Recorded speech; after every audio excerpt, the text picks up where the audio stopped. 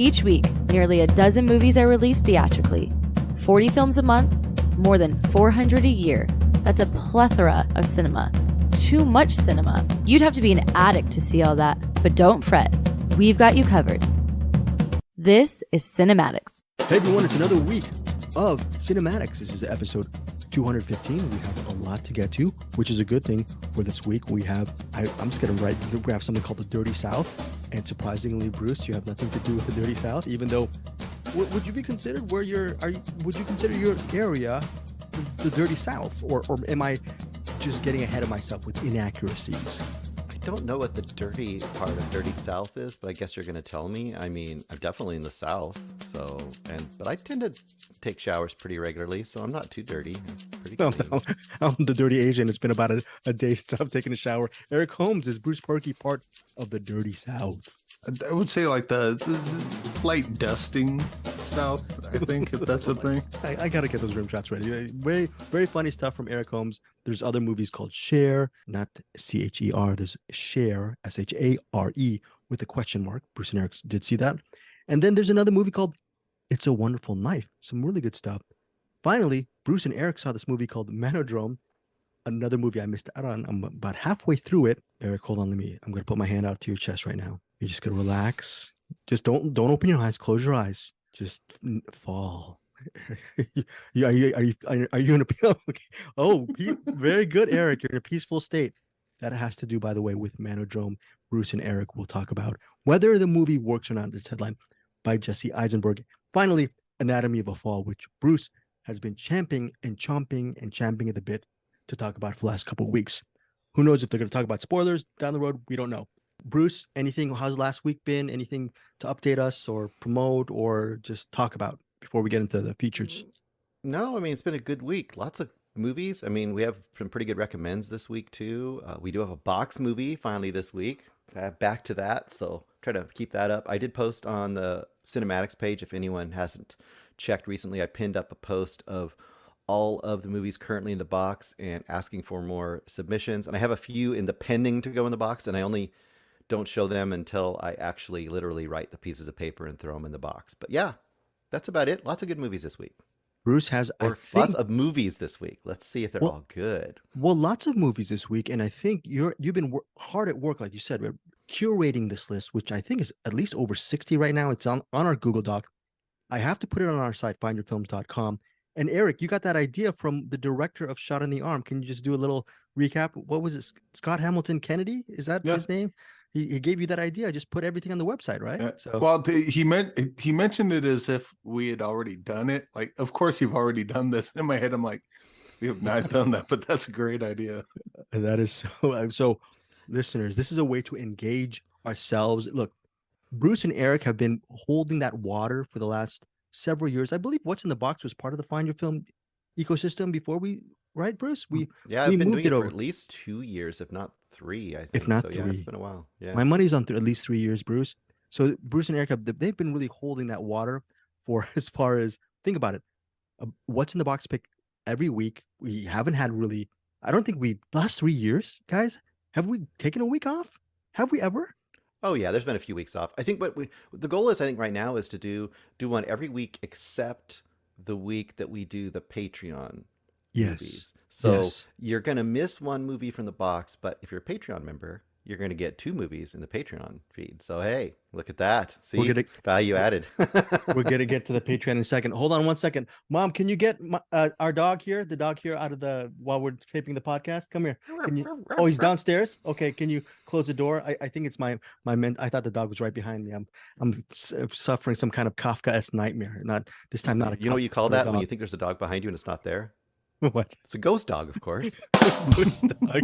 Or maybe I'm thinking like Harvey, but a dog, but a dog's tail. Forrest Whitaker's trying to assassinate Gregg. That's right. Exactly. Well, if Forrest Whitaker's trying to assassinate me, guess what, Eric? Daisy Ridley's trying to shoot Bruce Perky. Bruce, can you tell our listeners what happened today? Inadvertently, by the way. I apologize for that. You posted my review of the Marsh King's Daughter, if I remember correctly, the title, and you had the little graphic, title screen there for the video.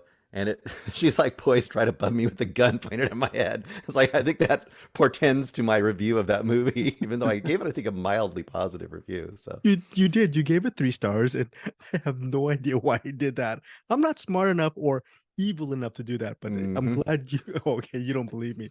Yes, I'm a degenerate liar. We'll see if I'll let you listeners figure out whether I made that on an intentional level. Before we get to our features, Eric, how's your last week been? Have you interviewed people? Are you going to interview people down the road? What's going on in your life generally within the last week? No new interviews, but we do have the week before we did a lot. So there's some banked that are coming out. We got interviews with Dirty South and the two directors of Love Virtually, which we'll also be covering. And then we got Oh, you have we some still got down. the Jonathan Quartos interview that needs to go up. We got a bunch of them, and yes, then we got your have, lucky day. Wait, not your lucky day. There's one other director who did that movie on the boat or something like that. That you see if you can or something. With yeah, Ed Get Harris. Out If You Can. Get Out If You Can. And actually, he's on the Force 5 podcast this week. Okay, check out the Force 5 podcast. I forgot the name of the director. I apologize, Eric. Terrence Martin. Terrence Martin is on the Jason Kleberg's Force 5 podcast. I believe it's Force 5, correct, Bruce? Force 5 podcast. Is that the correct moniker for that? Do you guys like that, Jason's podcast? Yeah, I like it a lot. Jason's a really great guy. I love him, and I love that podcast. Very academic, fun. Jason is in his lane as far as the cinema he really adores. I think I have a brothers in arms regarding a lot of his love for 80s, 90s movies. So, but he has a wide expanse of film knowledge, and he has some great guests on his episode. So check out the Force 5 podcast with Terrence Martin this week. And Eric is actually, if you're listening to the audio podcast, he's giving me the evil eye because he interviewed Terrence Martin about a couple of weeks ago. That's very good. Very, very good, Eric. And we're definitely, Eric, we're going to get Terrence Martin on our CinemAddicts podcast feed next week. But again, for this week, we'll also have another set of interviews coming for you on Friday. Before we go again to the featured interviews, Eric, what is your pick for, I believe for this month's Patreon, we're doing the year 1996. What was your pick for this month? Or is it still in limbo because the movie you were trying out did not work for you? I really want to do Project Alf. Project Alf. I didn't know that was 1996. Yeah, my brother found it like a couple weeks ago. He's like, "Did you know they made an Alf movie?" I'm like, "No."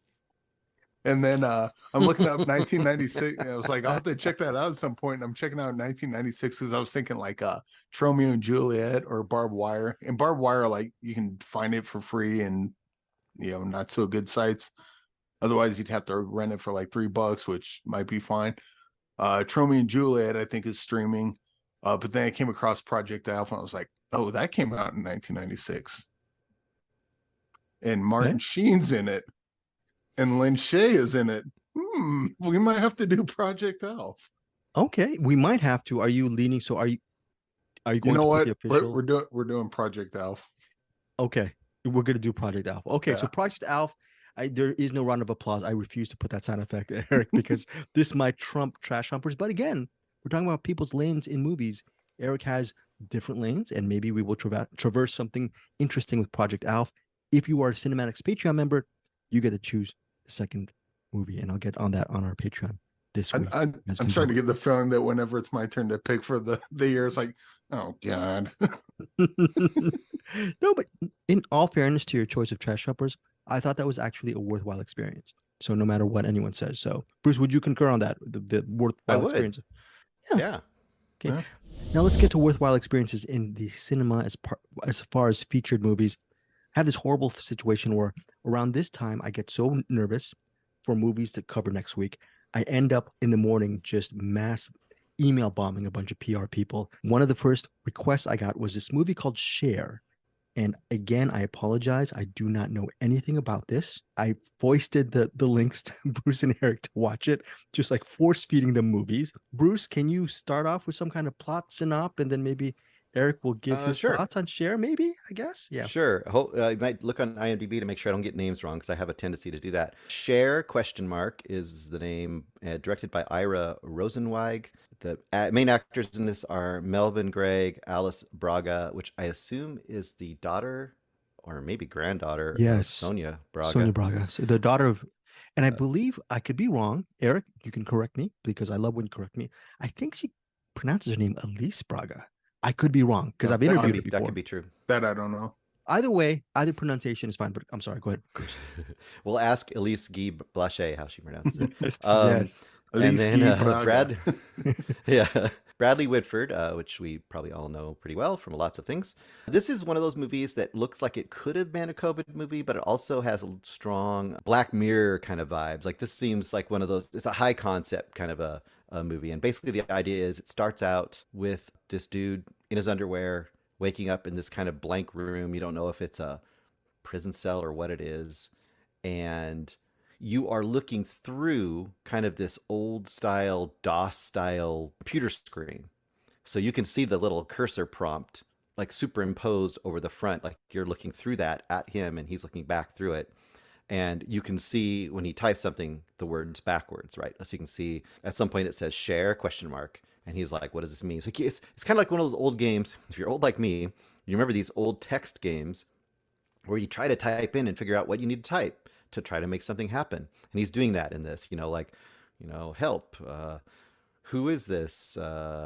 Let me out, all these kind of things. And, most of them are getting no response. And then Invalid command. That kind of thing. And eventually, if I remember correctly, and Eric can chime in, I think something happens like he either falls down accidentally, he does something, and a couple numbers appear on the screen. Like he just got some points. He's like, oh yeah, he does a handstand and trips and like hurts his arm. And it's like beep beep beep, and he gets like a couple points. So it's one of these things where it's almost like the rat in the cage trying to figure out what feedback will get them food. Well, in a sense, he has to figure out what he has to do to get points, and then slowly figure out, well, what are points going to get him? Can he use those points for something?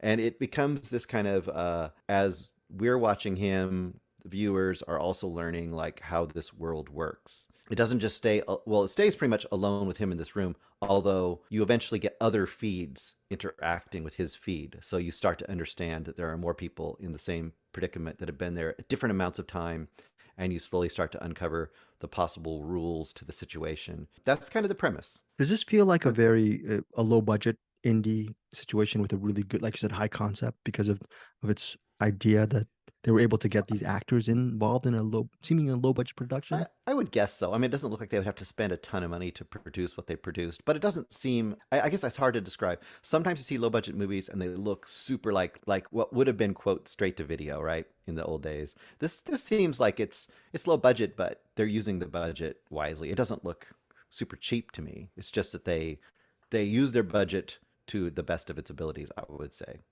Well, Eric, it sounds like a great plot. Did you end up really enjoying this movie, or?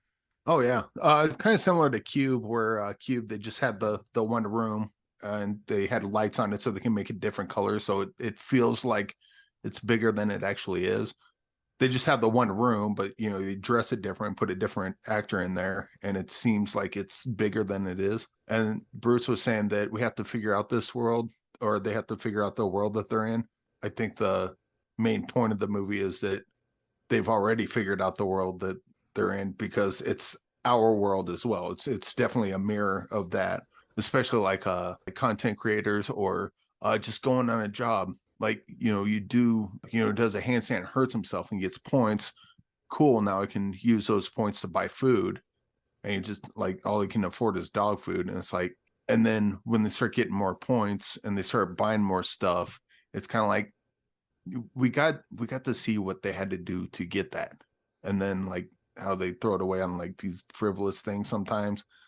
It's like hey, that that nice shirt you got, was it worth landing on your head for that? So it's got a lot of like social message in it. Bradley Whitford is, well, Melvin Gregg, he's like the main guy in this, and then him and Bradley Whitford kind of become friends. Like their streams get kind of connected and they become friends.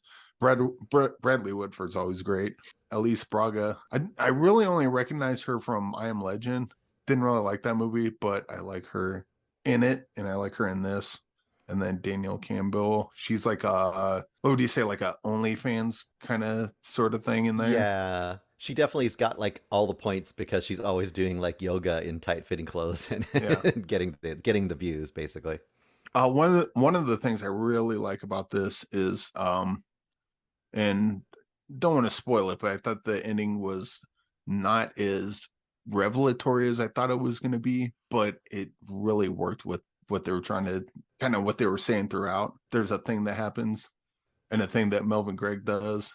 It's like, yeah, that's probably how that would go in real life, isn't it? All right, Bruce. I think Eric really enjoyed this movie. Do you concur? I liked it overall. It was pretty solid. I think we talked about the cube or cube, I guess it is. I would probably compare it also to the platform. I think Mhm. it has a lot of, I guess, not in exactly in format, but in, I guess, thematics, because the platform is a lot about like social stratification and what you have to do to survive and all this kind of stuff. This is almost like, what if YouTube was reformatted and YouTube decided like, well, if you want to be a YouTuber, we're going to kidnap you in the middle of the night and put you in a room. And now you have to really decide if you want to be a content creator that gets a lot of views. What's this going to happen and look like? Sort of like that. I kind of disagree slightly with the way the ending goes, only in, and I can't say what happens. There's one decision he makes where I was kind of yelling at the screen, and I feel like that was really frustrating. And I know it's supposed to be frustrating. And I don't know if that character would have quite done what he did what he did. I don't know, using my bad grammar here. I don't think he would have done what he did. But and that aggravated me a little bit, but still I think it's a solid movie. Really a solid, like, consolidated, concise concept type of movie, kind of played out. I think that works well in that aspect. Okay. I would argue that he would do what he did. Yeah, you're probably And, right. and because of It drives me crazy though. think of like Brooks and Shawshank Redemption. I think there's a little bit of that going on. Yeah, I think you're is right. okay, that's not a spoiler, right? No, no. No. Not really. Nah, not really. It's Okay. just no. Okay, so share with the question mark. What is your rating on it, Eric? I'll probably go 4 stars. Okay, 4 stars. Maybe on Share. 4, and maybe kind of lean on 4.5. I'll go 4, but this one was really good. Okay, Bruce. I'll go 3.5. 3.5. Okay, so 3.5 stars for Share from Bruce Berkey and 4 stars from Eric, leaning towards 4.5. It's currently out in select theaters, but it will be available on digital and VOD come November 10th. Actually, I put November 3rd here, but it's actually November 10th. Next up is a movie called, oh, by the way, this movie coming up is only in theaters on November 10th. It is called It's a Wonderful Life, obviously because the moniker is a takeoff on the Frank Capra classic It's a Wonderful Life, headlined by Jimmy Stewart. Right? Yeah, like Eric's like. I thought it was from the porno It's a Wonderful Life. Okay, very good. Okay. You're humoring me again, Eric. I love that. But this is directed by Tyler McIntyre, the director behind Tragedy Girl. So I was really interested to see if this movie worked. I don't know about you, Eric or Bruce. I really loved Tragedy. Okay, so you're shaking your head. Tragedy Girl. Both Bruce and Eric loved it. I loved it as well. Does It's a Wonderful Life reach those levels? I mean, it's hard because I really love Tragedy Girl, so it does not. But I think this movie stands on its own as a very entertaining film. It centers on this young girl named Winnie. Not too young, actually. She's like what, teenager, Winnie. Yeah, she could be like 19 to 21, somewhere in that range, I think. Around that range. Yeah, thanks, Bruce. Yeah, so Jane Widdop, that's the actress. She plays Winnie, and she saves the town from a serial killer, a masked serial killer with a white mask. And you're thinking, giving me some Wes Craven Scream vibes, right? But one year she saves some people. Someone gets killed. I'm not going to spoil it, even though you see in the trailer who gets killed. Someone gets killed. It causes Winnie trauma. A year later, she's still considered a hero because of what she did by killing that killer. But her family is acting like everything is okay. It's not like they're ignoring her, but they're just trying to move on with their lives. Her father's played by Joel McHale, and everyone is just sort of into living the small town. They live in a really beautiful, idyllic small town, and it seems that the tragedy from a year before hasn't really even been processed by anyone in town except her. So one night she wishes that she would pretty much had never been born and whatnot, and you pretty much see what happens, all of the plot machinations.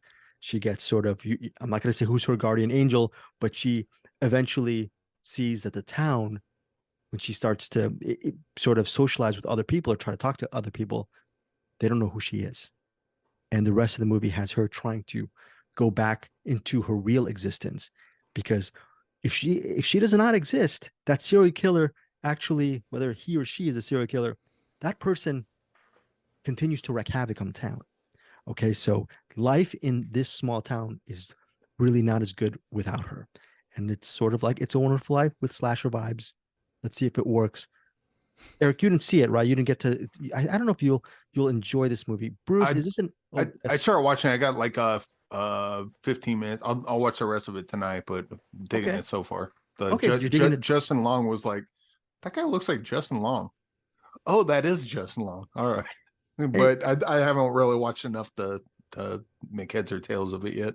Yeah, very good, Eric. And yeah, Justin Long is the corrupt mayor or politician. He's a sort of the Potter of the town, right? He wants the to turn local a-hole. Yeah, he wants to. Yeah, exactly. He wants to turn the town into his own Pottersville, right? So, Bruce, your thoughts on It's a Wonderful Life?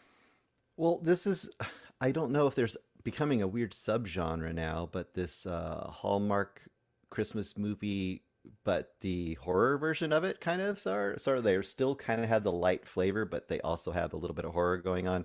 Thinking back a couple years ago, we had Satan's Little Helper, which is also pretty good one. Or not, is it Satan's Little Helper? Wait, no. Letters to Satan Claus, I think is what it was, because the girl writes the letter to Santa, but she accidentally writes it to Satan, so then a whole thing goes wrong. Anyway, that one's pretty fun too. I had a lot of fun with this, honestly. I did not expect to. And it starts out, like you said, like generic slasher, but then the slasher issue is resolved in 7-8 minutes or something of this movie, right? She kills the slasher. And first of all, I like that beginning because you have all the slasher tropes, but I started noticing right away, like, this slasher's not very good. They're kind of clumsy, and then immediately they get killed. And I'm like, okay, that's kind of cool.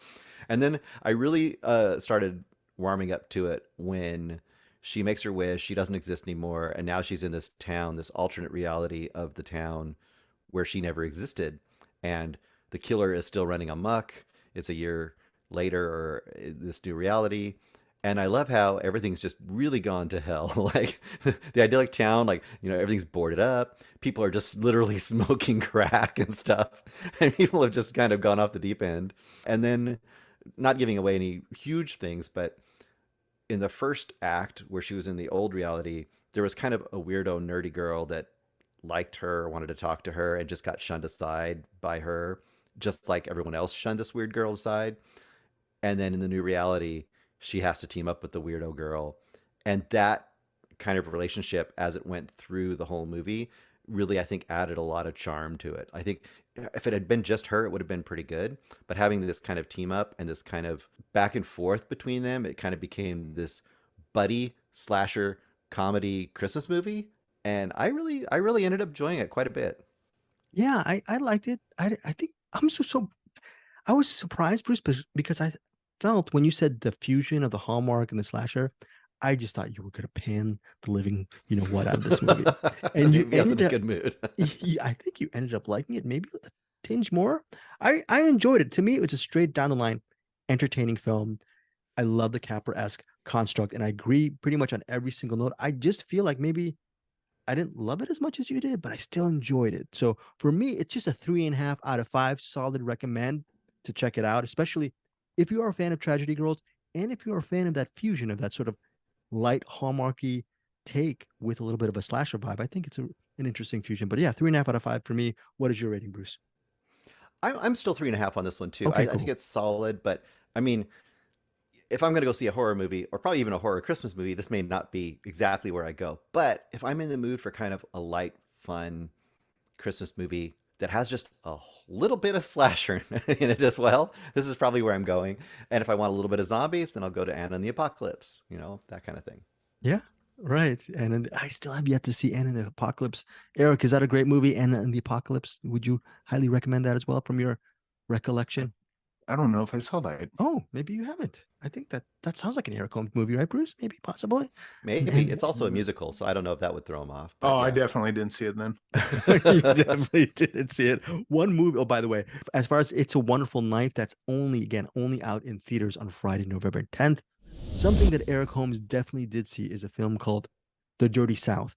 It's written and directed by Matthew Yerby, and the IMDb summary goes as such, quote, when the small town big shot goes after the deed to her family's bar, a bartender takes extreme measures to keep it. Now, the big shot is played by Dermot Mulroney. He is the big wig in this. Again, it's another small town, and he's pretty much the rich guy. He's trying to buy up every piece of land in the area to become this really powerful mogul in that small neck of the woods. Willa Holland plays the bartender who's trying to keep the family bar from being bought out, and it looks like she's pretty much behind the eight ball until a mysterious, not a drifter, this just mysterious man. He comes into town, comes into the bar with two girls. Two girls eventually leave and leave him, but the Shane West character, he sticks around. He's sort of a pickpocket, a thief, and this bartender, her name is Sue Parker. She decides to team up with this thief, again played by Shane West. His character's name is Dion. So Sue and Dion go on a mission to get enough money within several days to pay off, to actually make sure that the bar doesn't get permanently bought by this really evil capitalistic dude, again played by Dermot Mulroney. That is the premise of The Dirty South. Also, Sue has a younger brother. She also has a mom who abandoned her. She has a father who is pretty much an alcoholic, and he makes a lot of bad decisions. So it's a slice of, I don't know how to describe this movie, Eric, as far as the genre. Is it crime? Is it drama? Or what? It's kind of similar to like Winter's Bone or Devil's Peak. It's kind of like a small town thriller, I guess. Sort of, but then with the bartender and her dad, like trying to get him sober, and like, you know, she's got like a lot of family stuff she's trying to deal with. It's I think probably Winter's Bone would probably be the closest kind of closest comp to it, I guess. Because I couldn't really put like my finger on the specific tone. The fact that just this movie was fun and it surprised me. And it's a movie that I'd actually watch again. I like seeing Dermot Mulroney play total a-holes, and he's good in this movie. I just thought that it was just an unexpected film, and it felt like you and I both interviewed Matthew Yerby on separate occasions, and I asked him, does this movie, it felt like, even though it's a genre piece, it felt like a very personal movie, because it felt like the filmmaker knew the area, and yes, he did grow up around that area, or at least knew it very well. So I felt a good connection to this movie, and I had a really good time watching it. How do you feel about this film? Yeah, same. Although I think I mentioned it in the interview, it's like, are these the people you grew up with? Because these are terrible people. It's like, wow, you know, the whole vibe of the area. I guess they not all like that, but yeah, I guess like if you live amongst a bunch of good people, that wouldn't make for a very interesting movie. So you got to kind of crank up the heat as far as the a-hole quota goes. But otherwise, yeah, I mean, I thought it was pretty decent. Kind of one. I don't think it was as good as Winter's Bone, but it's kind of probably closer to Devil's Peak. And I think I like this one a little better than Devil's Peak. So that'd probably be where I put it. I just have one complaint about this movie, and it has to deal with the ending. And you guys will, listeners, I have the ending, Matthew Yerby talking about the ending in detail, and that'll be available for our CinemAddicts Patreon listeners. Have to put that up later this weekend. Eric, I guess I'm not going to ask you what you thought of the ending, because we might get really into spoiler territory. But even that, I still really had a great time watching The Dirty South. And again, just I felt the personal vision within this low budget indie kind of fare. 4 stars for me. I was surprised. The Dirty South. Eric, What about you? I'd probably go 3.5.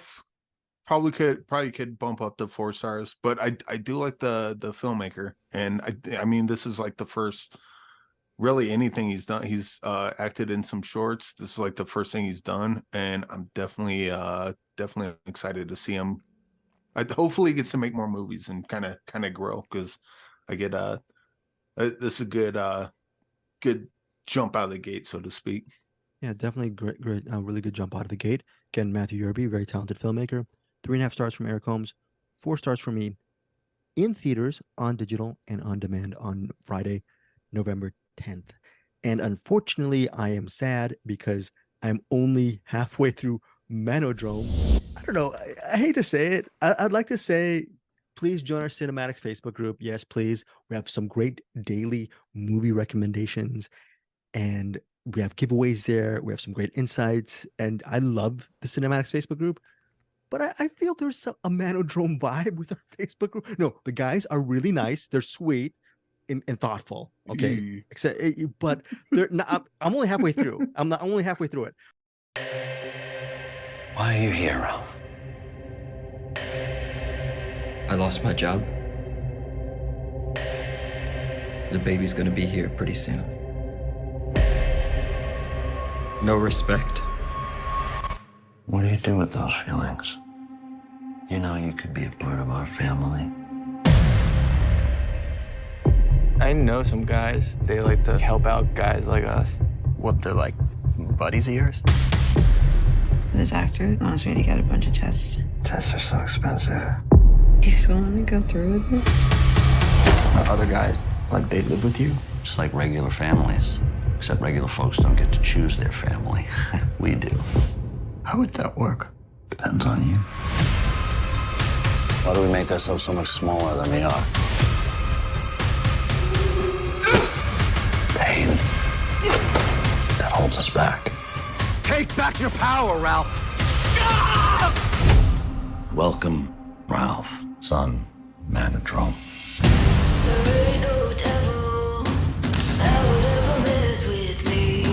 But what if I'm just broken? You have to raise an army inside yourself. Baby, you really gotta tell me what's going on here. Watch out for yourself, okay?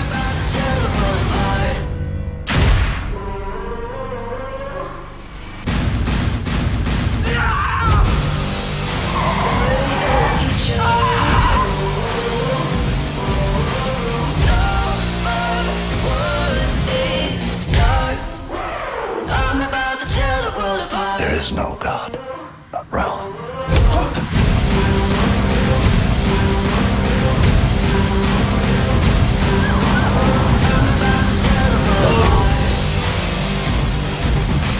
What you decide will be the only thing there is.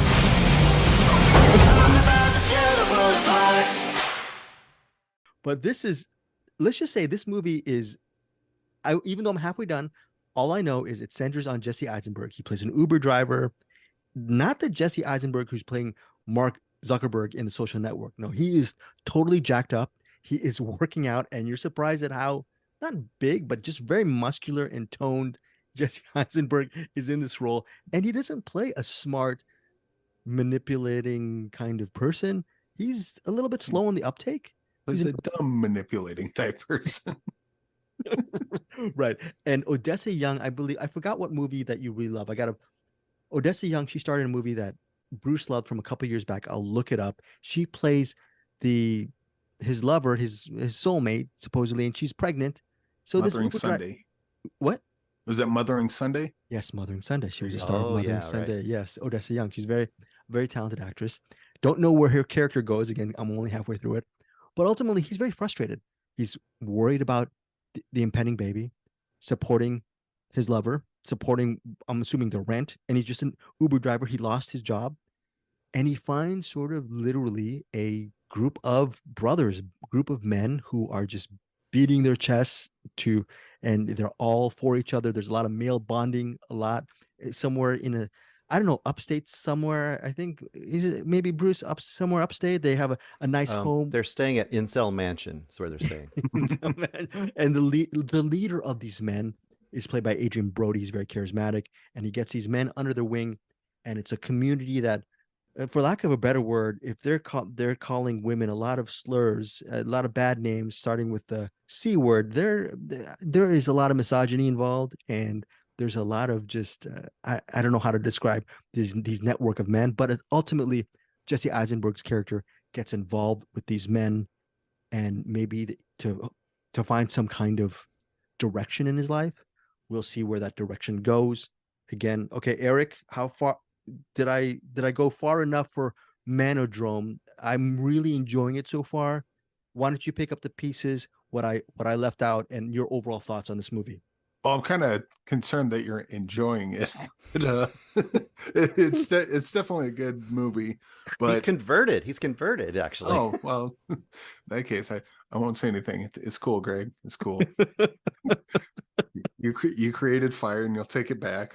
I get it. I love that scene. I saw that scene. Yes. But yeah, this kind of reminds me a lot of like something like a Fight Club, but not as fun, or like American History X, where you kind of get to follow people that are kind of deplorable for the most part, and then become more so, or like even like a gangster movie, something like Dead Presidents. You know, he comes back from the war and life's not going the way he wants it to, so he's got to get involved in some things that he wouldn't have otherwise. This is a little different than in that Jesse Eisenberg's character probably fit right in, does fit right into this whole Manodrome thing. It's definitely tough to watch, and the ending goes almost exactly where you think it would. You know, when you're in a downward spiral and your support system's a bunch of incels, I mean, how great can it end for you? Probably not well. Wow. Okay, Bruce. Manodrome. Worth it? Worth your time? First of all, while you were describing that group, I kind of thought like maybe you could describe them as the prideful boys. They're the prideful boys is what they are. I don't know. Yeah, no, this is a very rare movie for me. So you know how we have the 3-star bangers? It's like a genre piece or a piece that really hits its mark, but it may not be considered like a quote good movie or like a high art movie. Like it's an action movie that really does what it does great, and we give it a 3-star banger sometimes. This to me is a very rare movie because I think this exactly hits the opposite of what it wants to hit. I think it's exactly terrible at what it's trying to do. So this is absolutely a 1-star banger for me right out of the gate. 1-star banger. Because this movie is so over the top in its dourness. It presents this world that's like over it's ridiculously oppressive, but in a way that doesn't feel authentic to me. This movie feels all the way around inauthentic. Now, I could be totally wrong. Maybe the guy who made this and wrote this movie and directed it came out of a world of men's rights groups or I don't know what you want to call this kind of group. It doesn't feel like it to me. It feels like someone from the outside looking in, kind of in the same way, like sometimes you get those movies we talked about recently where it's like a high school or teenage experience movie, but it feels like it was written by a 50-year-old dude, and it just doesn't feel like they're trying to throw in like yo and bro. There's a lot of bros in this movie, and also I think it's I know Jesse Eisenberg is trying so hard, but I think is so woefully miscast.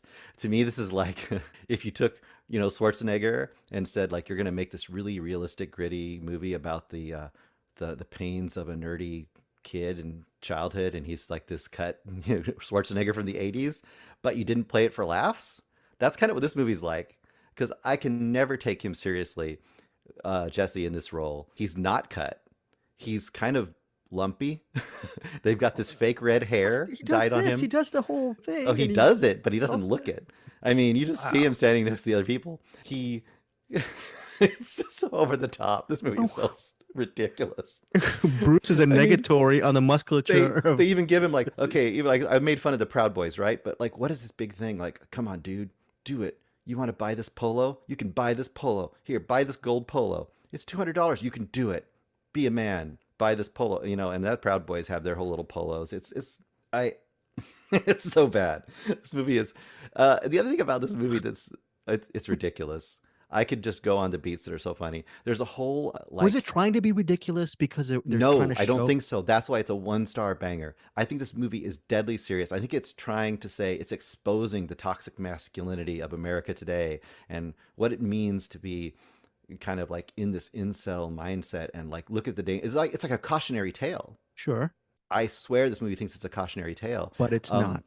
But it's totally I don't think it is. Plus, and I can't get into spoilers, but I think it totally undercuts its point. If that is its point, right? Its point is, if you are a damaged person and you're on the edge and you get drawn into the wrong kind of group, they're going to just twist your mind and destroy you. But even within that world, he's the weirdo. Like, they don't really necessarily respond to him like oh yeah, man, keep it up. You're on the right track. At various points, they're kind of like they do that somewhat, but then at some points they're like, oh no, dude, that's a little no, you've gone a little too far there, you know. So I know I did not, but okay.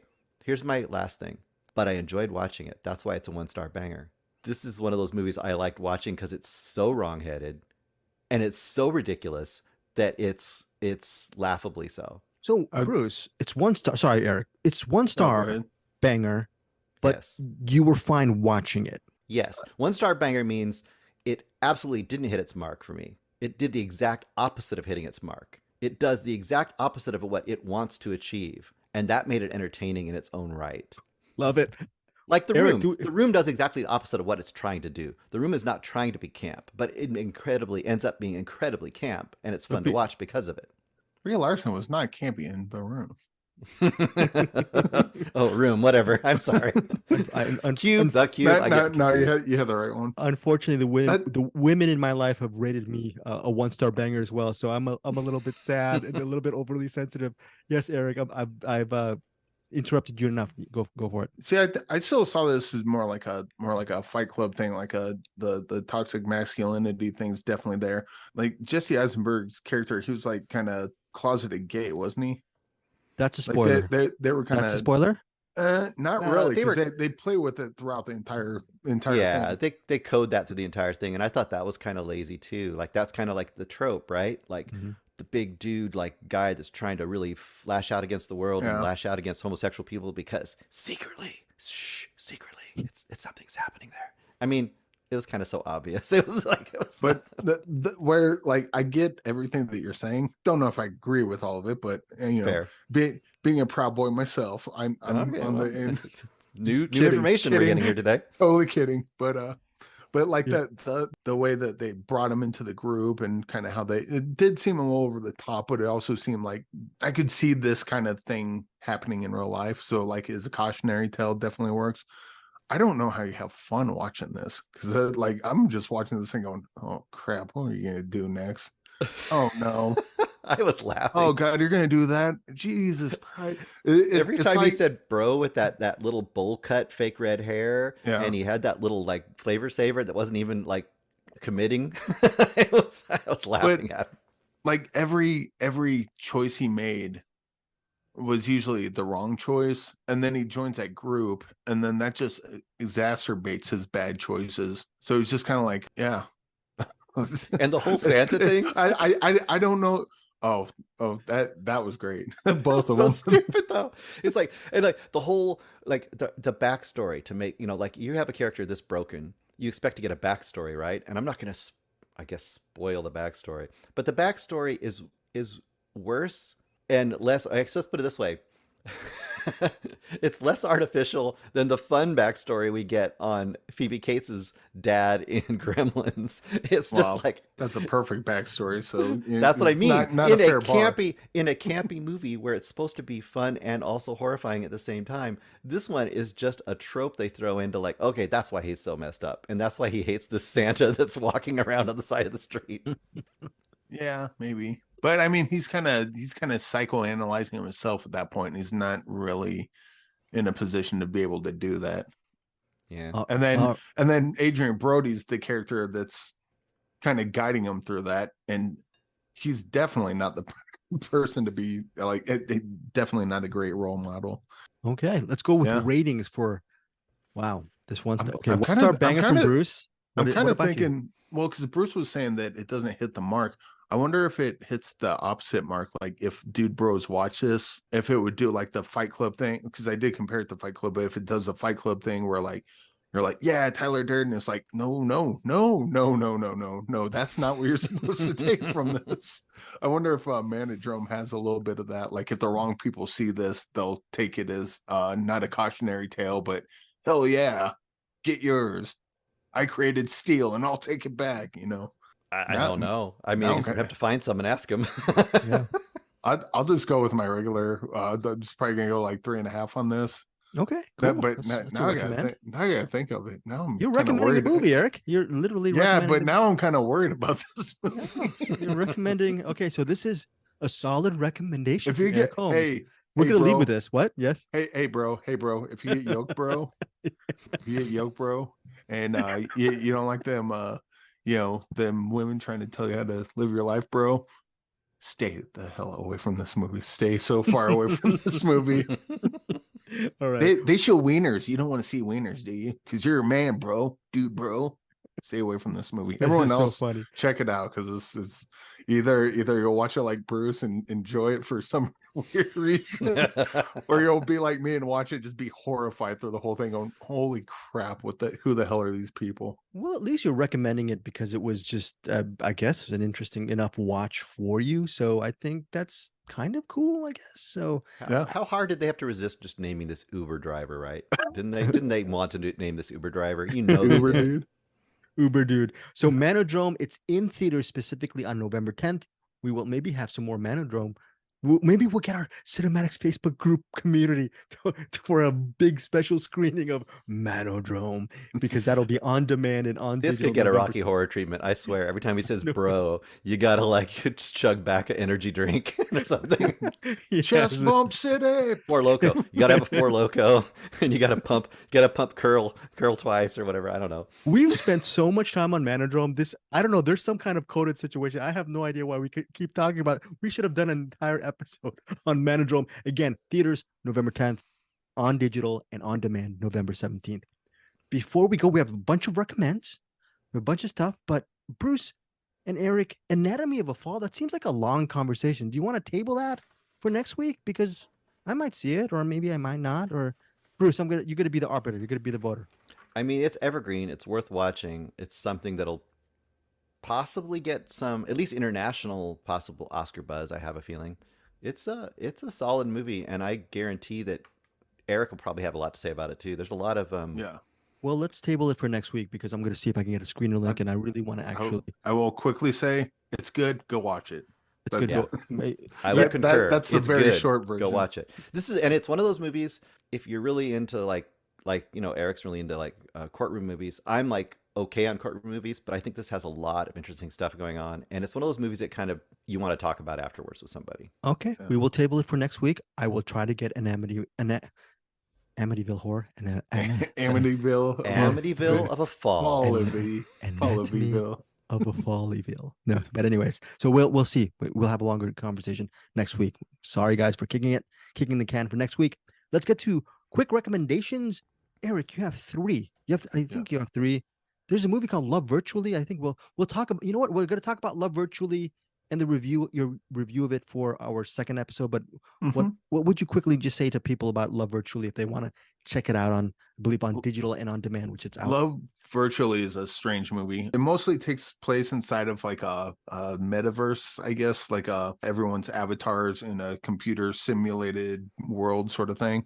And it's a bunch of different, you have some people that are very famous and they use a frumpy avatar so they can know the real me. And there's a whole story there. There's Sherry O'Terry and Steve Tobolowsky. They do a Pina Colada song. Like they're married, but they're both having an affair with each other and they don't know it. And so there's like a bunch of different love stories in there in this, and they all kind of come to a head at the very end. And it's all done within social media, or like a avatar version of social media, I guess. But it's really good. I think it might be a little, because I thought it was funny, but it's not going to have everyone's sense of humor, that.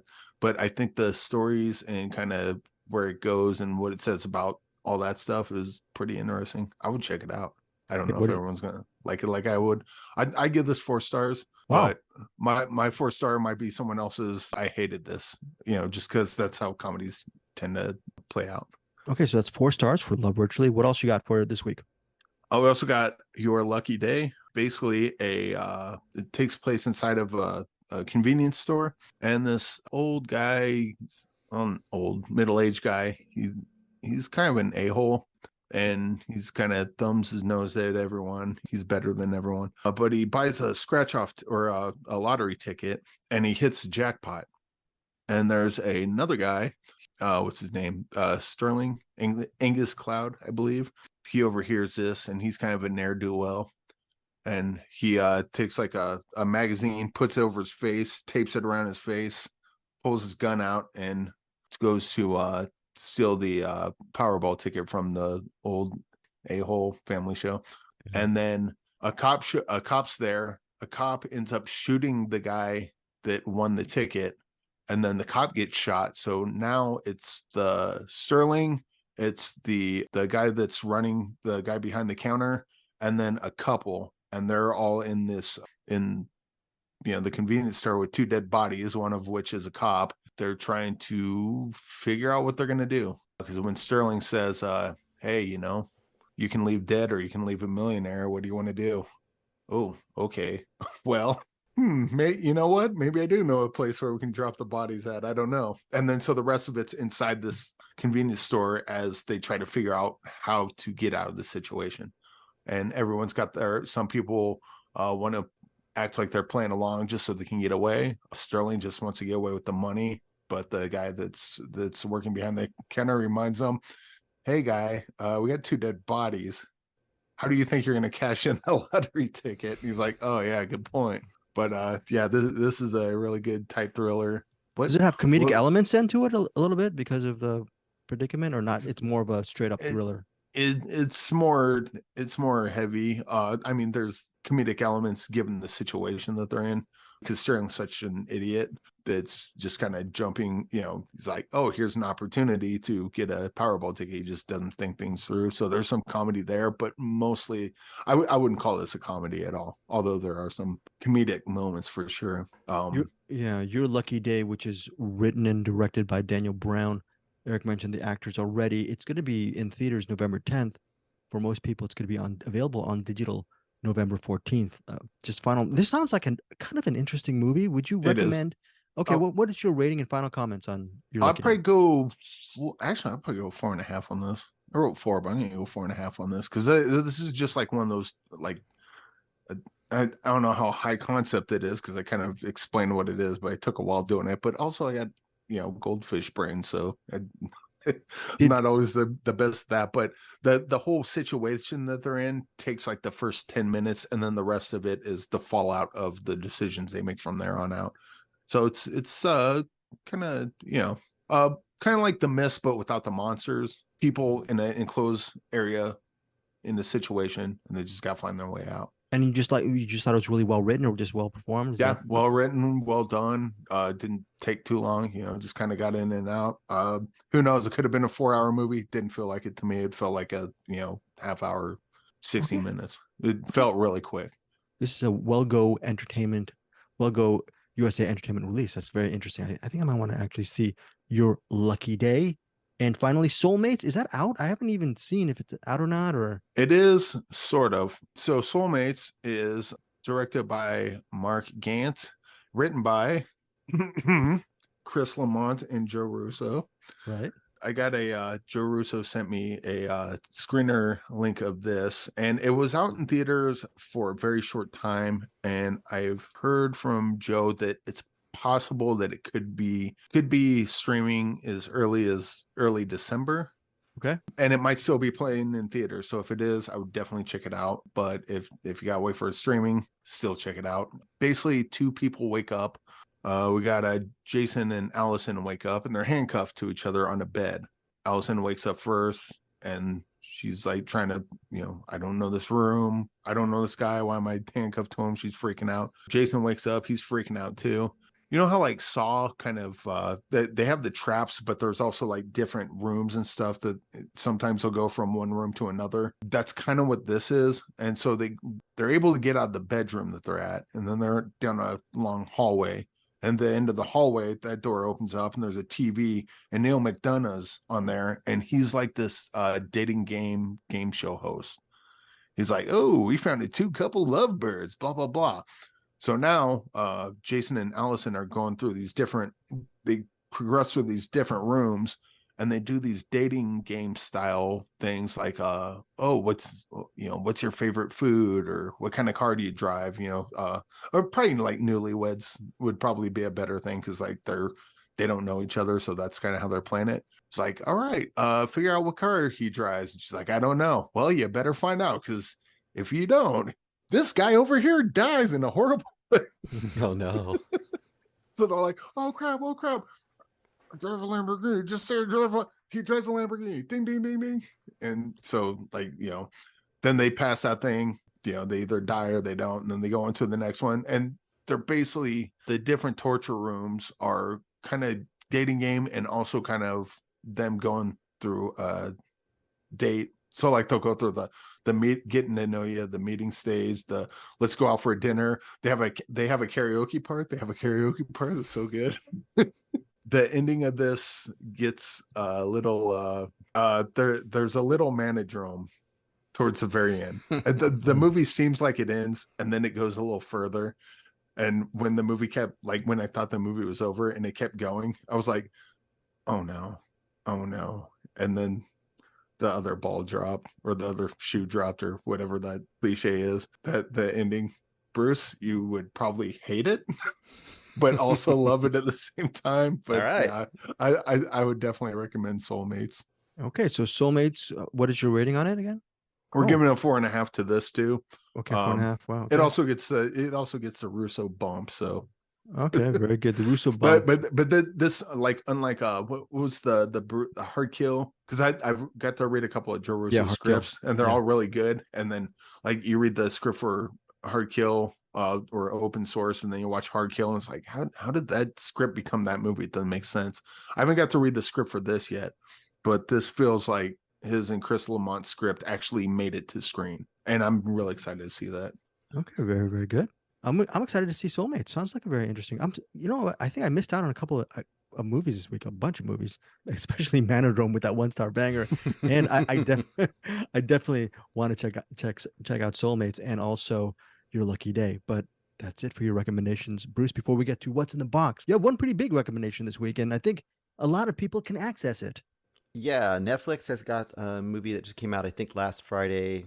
By a week, it's be out about a week by the time you probably hear this, and that's Nyad, directed by Jimmy Chin and Elizabeth Chai Vasarhelyi. I hope Vasarhelyi. And at least Jimmy Chin, I'm not sure if they're both, but Jimmy Chin is behind like Meru and Free Solo and The Rescue. So you think immediately, oh, this is going to be, because it's based on a true story, you think it's going to be a documentary, and it's not. It's a fictional account of a true story with a few little documentary pieces dropped in, especially at the end, that kind of thing where you see a bio picture and at the end you see the actual footage. It definitely has some of that, which is, for me, always nice. The basic story of Nyad is it's the story of Diana Nyad, played by Annette Bening, Bonnie, which is like her longtime best friend. And you might see it and think like they're dating or they're married, a couple. But really, it's like they dated like one time, 20 years ago, and they've been like best friends ever since, basically that kind of a thing. They don't date each other. And that's played by Jodie Foster. Bonnie is. The other main name that I saw in this was the Rhys Ifans. He plays kind of this crusty old navigator in the Gulf area, and he's the guy from Notting Hill, Spike from Notting Hill, if you remember. And now he's like this, he almost looks like this crusty old sea captain in this movie. So what Nyad is you basically have the story of Diana Nyad. And if you don't know that, she was a real person. She is a real person. I think she's still alive. And says here she co-wrote it. Yeah, based on her book. Never mind. Yeah. And basically the idea is she's this a long distance like marathon swimmer, and she got a lot of acclaim in her 20s for doing all these crazy long distance swims. And her final long distance swim she wanted to do when she was 28 is she wanted to do something no one had ever done, and that is nonstop swim from Cuba to Florida, which is just this crazy like 50 something hour swim through shark infested waters and all this other, just the elements and everything, right? And she failed when she was 28. And this movie comes back in when she's about 61. And in real life, this is her real story. At 61, she kind of felt like, she wasn't doing anything and she didn't ever achieve this goal. And she decides she's going to now, at 60 plus years old, going to complete this thing that no one has ever done still. When she's 61, no one has ever completed this swim from Cuba to Florida. It's a pretty fascinating movie. So it's fascinating on two fronts. On the one front, it's fascinating just as a story, just as this like feat, this physical feat. Like, how is this 60, something year old person going to do this thing she couldn't do when she was 28? And what the heck? And the other part that's really great is that they really have a really well told character study of both her and Bonnie, her best friend, by two great actors, obviously. You know, you've got two kind of powerhouse known actors. But what's really great about it is Diana Nyad is not presented as this, you know, great, wonderful, easy to love person.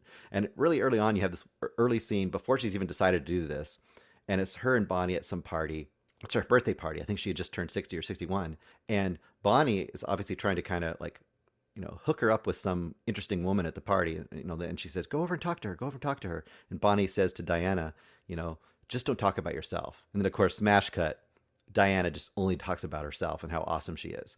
She has quite an ego. She thinks she's quite a lot. So they let her be like that and really rubs people the wrong way. And she really has those kind of characteristics you see in a lot of these extreme sports people that have bugged us in some of the other movies, right? It's a really great told story. It's a fantastic adventure. It's amazing to figure out how she does or doesn't actually achieve this feat.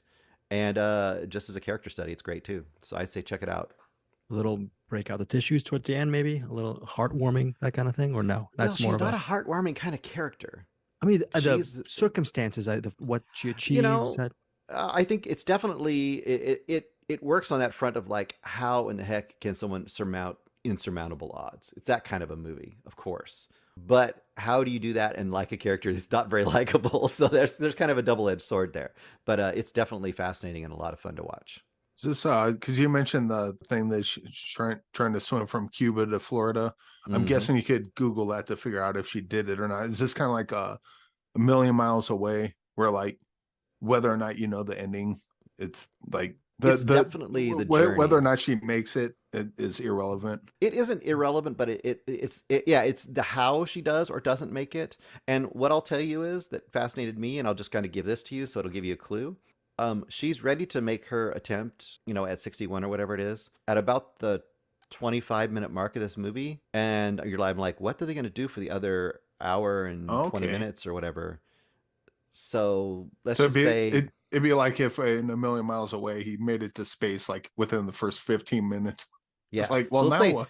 she's on the launch pad and about 25 minutes into this, and I'm like, what the heck are they gonna do with the rest of this movie? And then I discovered, I was like, oh, okay, this is really catching my interest. Yeah. Okay, so Good that is movie. Nyad, great acting and just great Oh, story.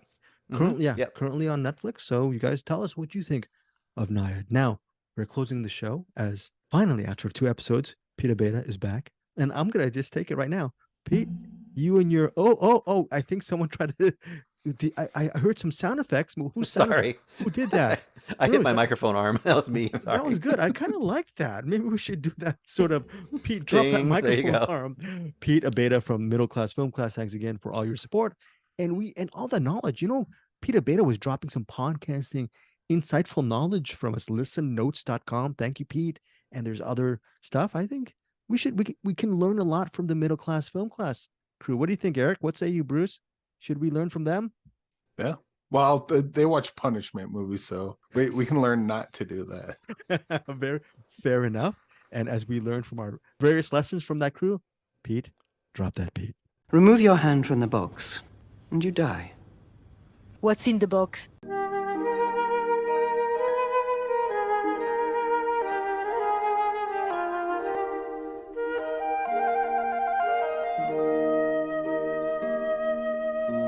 Pain.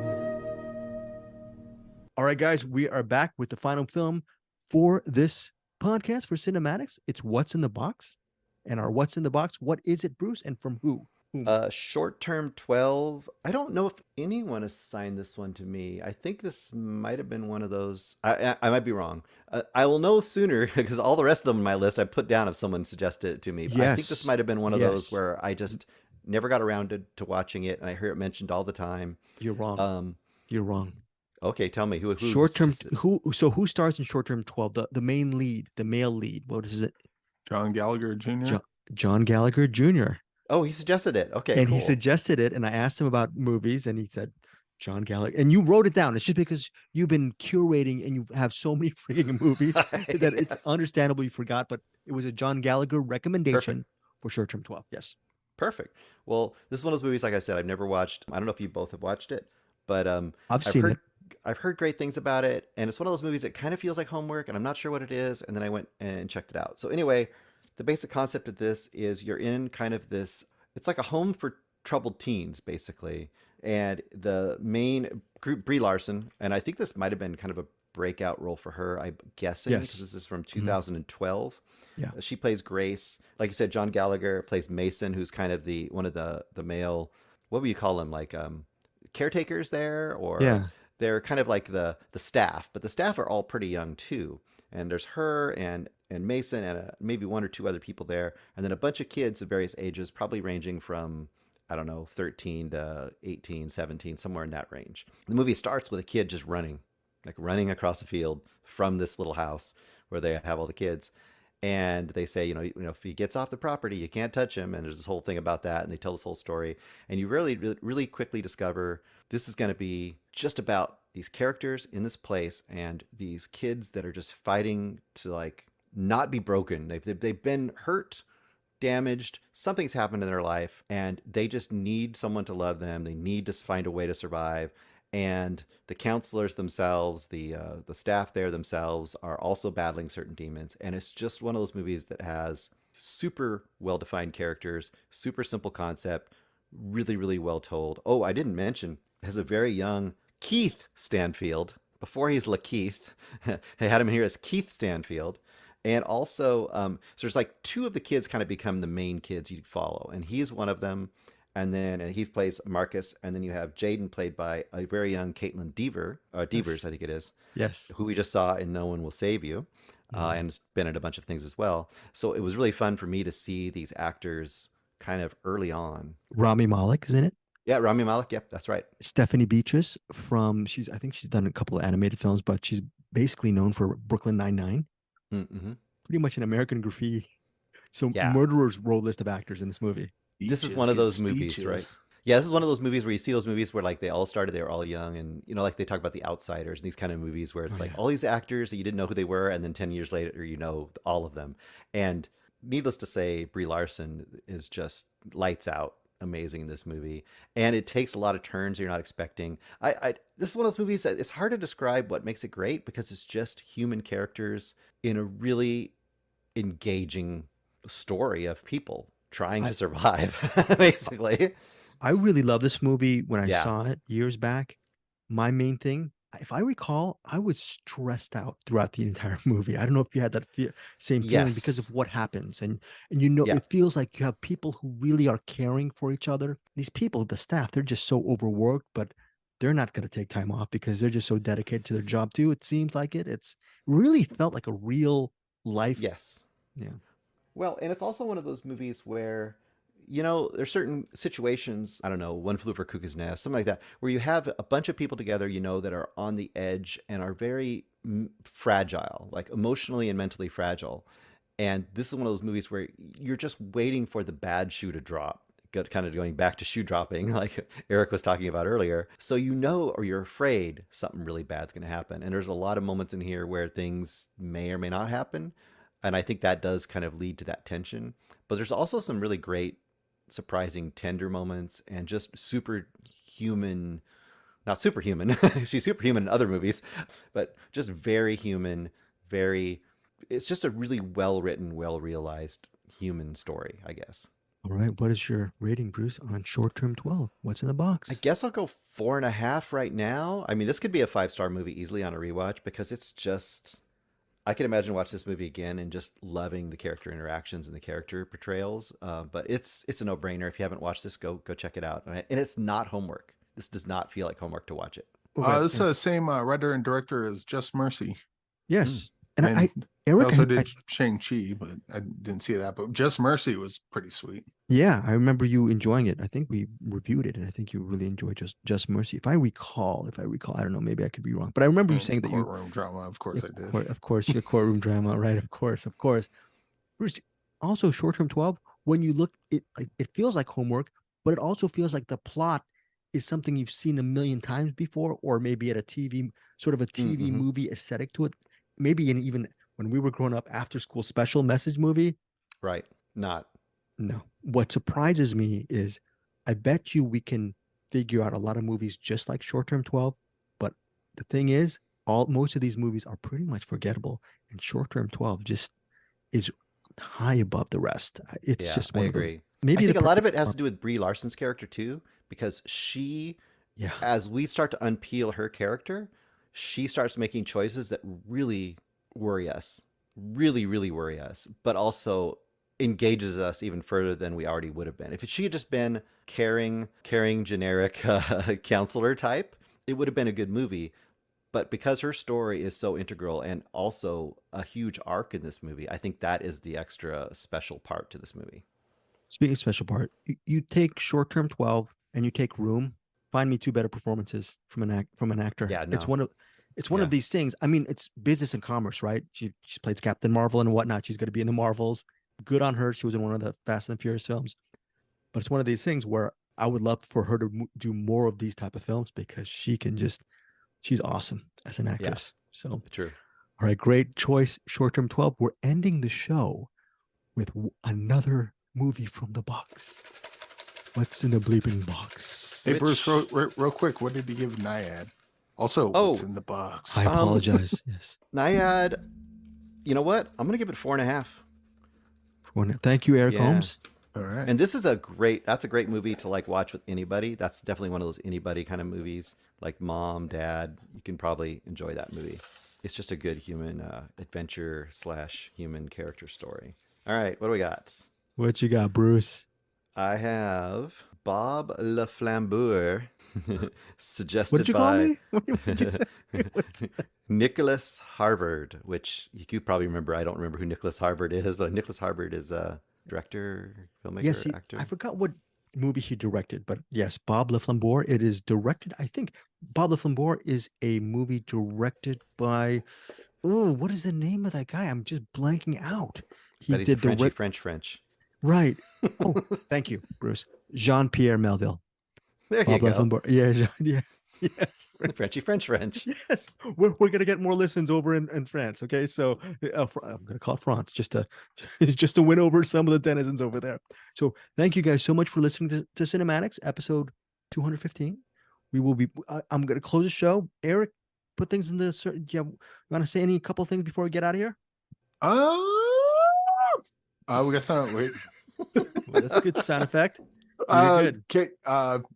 Actually covered a bunch of great ones. Yeah, Manodrome. Obviously, Bruce didn't like it. I thought it was horrifying. Oh, I enjoyed it. I enjoyed it a lot. He enjoyed it. But Manodrome. Watch Share. Share's coming out. Watch that. Watch Soulmates whenever, if that's available. Love Virtually. Your Lucky Day. Good one. It's a Wonderful Knife. Gonna watch that as soon as we're done here. So that'll be a bunch of good ones this week. All right, Bruce. Even the bad one. The person that gave it the bad review said, "Yeah, go ahead and watch it. It's fun." Okay, Bruce. Final. Not what, bro. Penultimate thoughts, bro. Oh, what are you doing here, bro? Yes. And speaking of Brie Larson, Marvel's also come out this Friday, yeah. And Eric Holmes will be out there to see it. The Killer comes out on Netflix Friday. Yes, and Eric, I get to watch that 3 times in a row. Eric Holmes has volunteered to watch the Marvels, Bruce, this weekend, just to review next week on CinemAddicts. Thank you. Have fun with that. Thank you, Eric Holmes. Wait, there's no. I will take that bullet for you if you want. No, I did miss Short-Term 12, so that should be my penance. No, Bruce. Did you tell Eric we're losing thousands and thousands of dollars just by doing the podcast? Not another penny in the theaters. Just we need to save our dust material, which hopefully will turn into pennies. Yes, Eric. Join us next week for CinemAddicts, where I will review the Marvels just for Gregg. Oh my God! Oh my! Thank you, Eric Holmes, and yes, I am sorry for that. See you next week. The Marvels here. The Manodrome Marvels are signing out. We'll see you next week, of course. As Bruce listens for Claire. Bye, everybody. Thank you for joining CinemAddicts.